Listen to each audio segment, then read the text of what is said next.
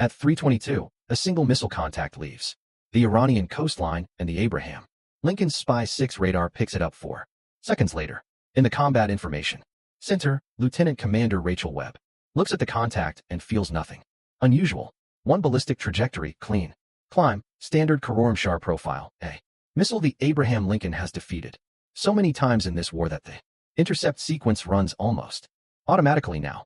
SM-6 assigned solution, building everything exactly as it should be. Iran is counting on that.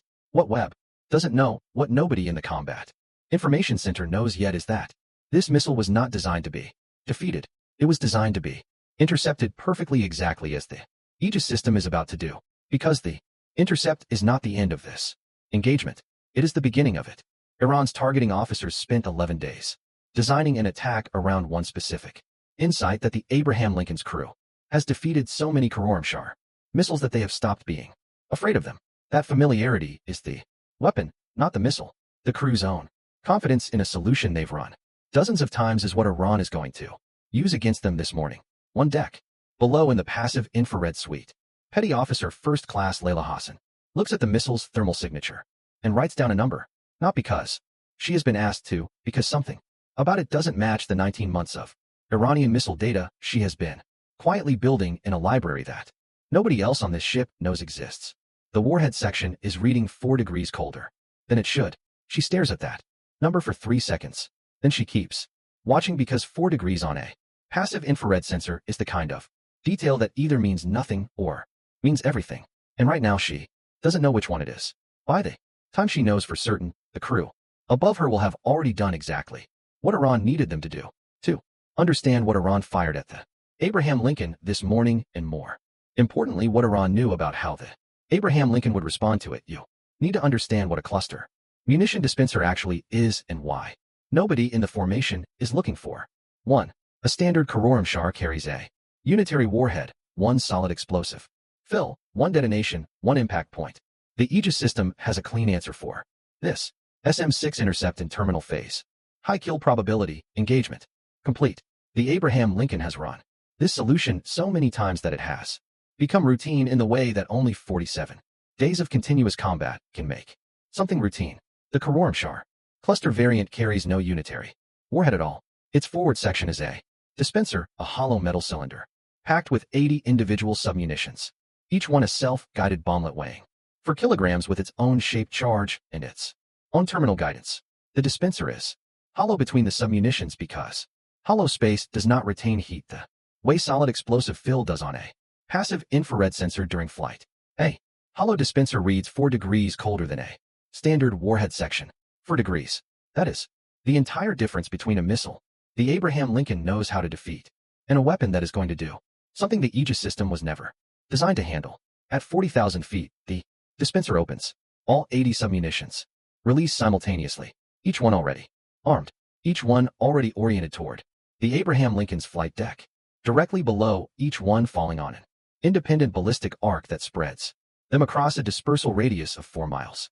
The Spy-6 radar, which has been tracking 1 contact on a clean ballistic trajectory, suddenly has 80 contacts on its display, not from the horizon, from directly above, falling straight down onto the formation from 40,000 feet. The Aegis system was designed to engage threats approaching from the horizon, missiles flying toward the ship, not 80 objects falling vertically from directly overhead at close range with almost no intercept geometry available.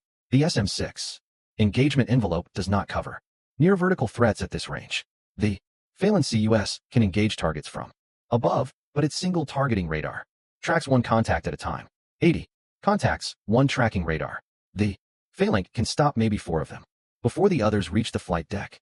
Iran knew this.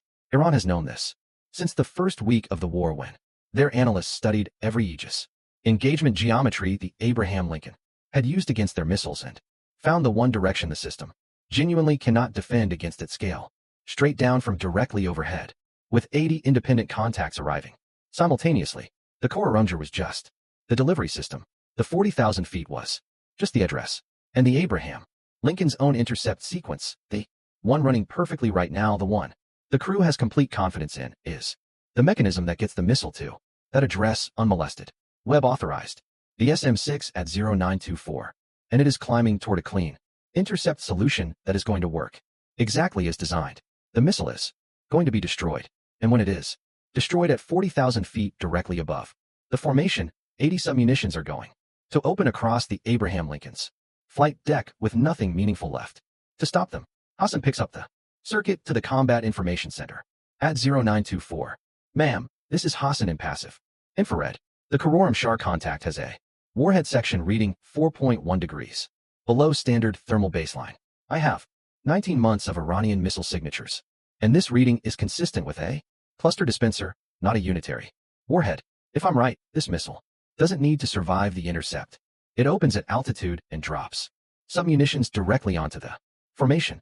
The SM-6 solution needs to be retasked to a lower intercept altitude. Before the missile reaches 40,000 feet, we have maybe 90 seconds. Webb looks at her display. Clean SM-6 solution. 1. Contact, 94% intercept probability. The engagement running exactly as it has run dozens of times before. She tells Hassan her assessment has been logged and asks her to stand by. The contact passes 30,000 feet. Hassan does not argue. She goes back to her display and keeps calculating because standing by is not the same as stopping. If the SM-6 hits the Kararum Shar at 40,000 feet, the submunitions will still release, not in a controlled dispersion pattern, but in a fragmented chaotic one, which is worse in some ways and better in others. The Sea Sparrow point defense system, which, unlike the Phalanx, uses a proximity fuse warhead that detonates inside a cluster of closely spaced contacts, is the closest thing on the Abraham Lincoln to a weapon that can engage multiple simultaneous overhead contacts in a single shot. She starts building a Sea Sparrow prepositioning solution for overhead engagement. Nobody has asked her to do this. She does it anyway, because the contact is at 32,000 feet, and she has 8,000 foot left to be wrong about everything. She picks up the circuit again at 925. Ma'am, the contact is at 33,000 feet, 7,000 feet from what I'm assessing as dispersion altitude. I'm not asking you to cancel the SM-6. I'm asking you to retask it to intercept at 37,000 feet instead of 40,000, 3,000 feet lower. That's the difference between 80 submunitions releasing in a controlled pattern directly above us and 80 submunitions releasing in a fragmented pattern that the Sea Sparrow might be able to partially engage. I also need authorization to preposition Sea Sparrow for overhead coverage right now. Webb looks at the contact 34,000 feet, the SM-6, already climbing toward its intercept. Solution. Retasking mid-flight means rebuilding the fire control geometry from scratch with 34 seconds remaining before the missile reaches 37,000 feet. She looks at the thermal signature data Hassan attached to her report at the 4.1 degrees cold reading at the timestamp, showing Hassan had been tracking this specific anomaly since the moment the missile launched. She almost tells Hassan to stand by one more time. She has run this intercept solution 47 times. It has worked 47 times. 1. Junior enlisted sailor watching a thermal variance on a passive infrared sensor is not a reason to rebuild a working fire control solution with 34 seconds left. Except that 4.1 degrees is not a small number on a passive infrared sensor, and Hassan has 19 months of data behind it, and the contact is at 35,000 feet. Webred asks the SM-6 at 925 and 41 seconds. The fire control computer has 31 seconds to rebuild the intercept geometry to a new altitude, 3,000 foot lower than the original solution. It is a difficult calculation. Changing an intercept point mid-flight requires accounting for the SM-6 current velocity, heading, and fuel state against a new projected position for a target that is still climbing. The Aegis system flags the retask as high risk. Webb authorizes it anyway. The rebuilt solution locks at 926 and 9 seconds. The contact passes 36,000 feet. 37,000 feet, the SM-6 reaches its new intercept point at 37,400 foot, 2,600 feet below the Kararum Shar's dispersion altitude, and detonates 6M from the missile's forward section. What happens next is not a clean kill. It is controlled chaos, which is the best available outcome, and Hassan knew it when she requested the lower intercept altitude. The SM-6 fragmentation pattern shreds the dispenser casing at 37,400 foot, 80 submunitions release not in a coordinated overhead dispersion from 40,000 feet, but in a violent fragmented scatter from 37,400 ft, tumbling and spinning and partially armed, spreading across a 6 miles radius. instead of a 4-mile radius. Trajectories, randomized by the force of the detonation rather than guided by the dispenser's release geometry. 47. Submunitions are destroyed instantly by the SM-6 detonation and the sympathetic explosions it triggers in their shaped charges. 33 survive in various states of damage, some fully armed and still tracking, some tumbling without guidance, some falling with no terminal function at all. The Sea Sparrow that Hassan had prepositioned engages the 11 submunitions whose trajectories bring them within the formation's perimeter. 7 destroyed cleanly in proximity detonations. Forget through their guidance sections too damaged to track properly. Their trajectories too erratic for the Sea Sparrow's targeting solution to follow and impact the ocean within 200 m of the formation. 1 detonates 47 m from the USS Spruant's hull. The shaped charge from a 4 kg submunition against an Arleigh Burke's hull plating does not penetrate. The pressure wave injures 3 crew members. The remaining 22 submunitions impact the ocean between 400 meters and 4 miles from the formation across a 6-mile scatter pattern. None reach a hull. In the Combat Information Center, the tactical display shows the Khorramshahr contact destroyed and 80 secondary contacts appearing and disappearing across a 6 miles radius over 44 seconds. Webb watches the last contact disappear and looks at the damage report. 3 injured crew members on the Spruants. No hull penetration. Abraham Lincoln untouched. She picks up the circuit to Hassan's position, the 4.1 degrees reading. Walk me through how you found it. Hassan looks at her passive infrared library at 19 months of Iranian missile thermal signatures that nobody asked her to collect and nobody knew she was building.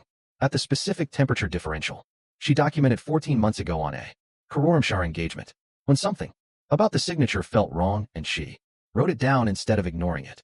I started building the library on my first deployment. Ma'am, every Iranian missile I tracked, I logged the thermal baseline. After enough data points, the anomalies become visible. Webb is quiet for a moment. Then, how many anomalies have you logged that you haven't reported yet?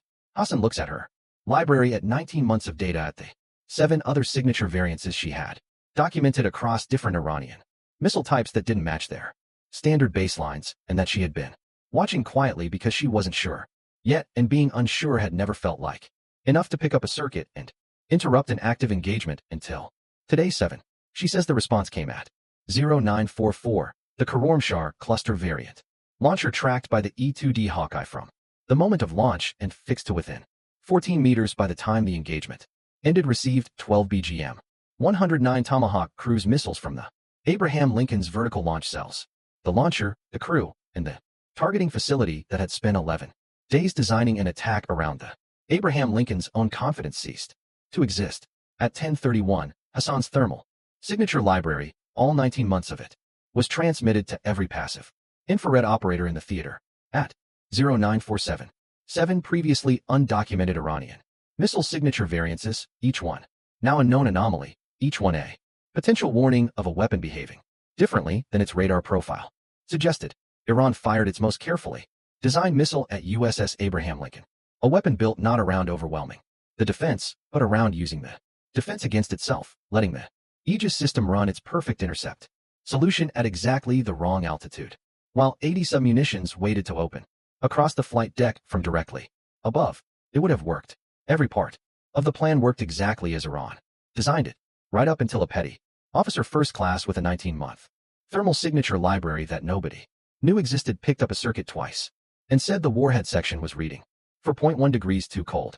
America's response destroyed the launcher at 10:31 and sent 7 new anomaly signatures to every operator in the theater. And the lesson Fran took home from the Arabian Sea that morning was not about the missile, or the dispenser, or the 80 submunitions. It was about the sailor who spent 19 months building a library nobody asked for, because she understood that the most dangerous things on a battlefield are never the ones that look dangerous. They are the ones that look completely normal.